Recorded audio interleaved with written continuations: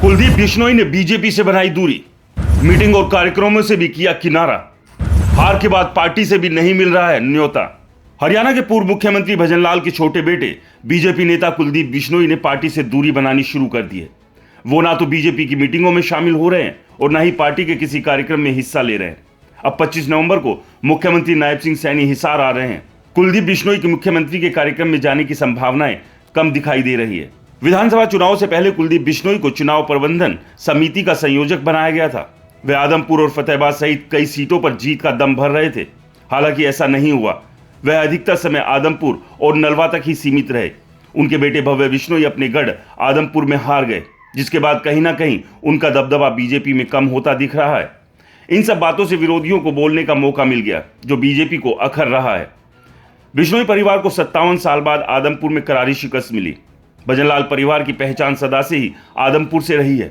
कुलदीप बिश्नोई ने आदमपुर चुनाव में बीजेपी की किसी से मदद नहीं ली। यहां वह ओवर कॉन्फिडेंट रहे। बीजेपी ने कुलदीप से छवि बदलने के लिए और बीजेपी के तरीके से चुनाव लड़ने को कहा, लेकिन बिश्नोई परिवार अपने पुराने तरीकों से चुनाव लड़ा।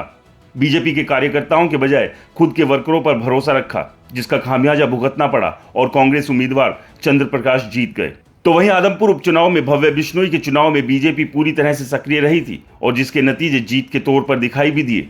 आदमपुर में हार के बाद बिश्नोई परिवार को बीजेपी की ओर से किसी कार्यक्रम का निमंत्रण नहीं दिया जा रहा है और न ही बैठकों में विशेष रूप से आमंत्रित किया जा रहा है। हाल ही में हिसार में सदस्यता अभियान की बैठक में बीजेपी प्रदेश अध्यक्ष मोहन लाल बड़ोली आए। इस बैठक में सभी हलकों के प्रत्याशी और विधायक शामिल हुए, लेकिन बिश्नोई परिवार इसमें शामिल नहीं हुआ। वहीं पंचकुला में 2 दिवसीय समीक्षा बैठक में भी चुनाव प्रबंधन समिति के संयोजक रहे कुलदीप बिश्नोई गैर हाजिर रहे। हारने वाले उम्मीदवारों से फीडबैक लिया गया था, लेकिन भव्य बिश्नोई वहां भी नहीं पहुंचे। जाहिर सी बात है कि कुलदीप बिश्नोई का जो दबदबा बीजेपी में था वो अब लगभग खत्म हो चुका है। तो वहीं कुलदीप बिश्नोई भी बस अब इसी आस में है कि कृष्णलाल पवार के इस्तीफे के बाद खाली हुई राज्यसभा की सीट बीजेपी उन्हें दे दे। और अगर ऐसा नहीं होता है तो क्या कुलदीप बिश्नोई नई राह पकड़ सकते हैं? आपका क्या कहना है? हमें कमेंट्स कर जरूर बताएं।